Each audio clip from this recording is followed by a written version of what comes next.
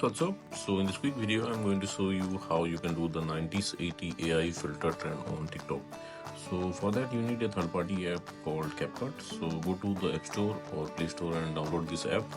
Then what you can do, you can visit my profile, and in my profile this is the video with this template.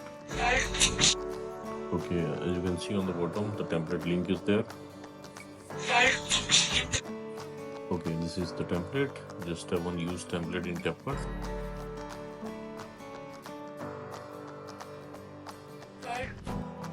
Tap on use template. Browse a picture from your camera roll.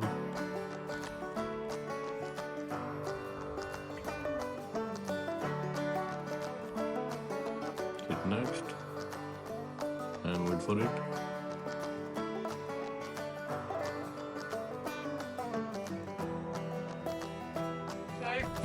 Cause the boy with the cold hard cash is always Mr. Right.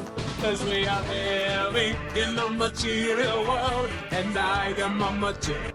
Okay, so this is the effect. You can tap on export to share it to TikTok. So that's it guys. Likewise you can do this 90s 80 AI filter trend on TikTok. So thanks for watching the video guys. See you on the next video.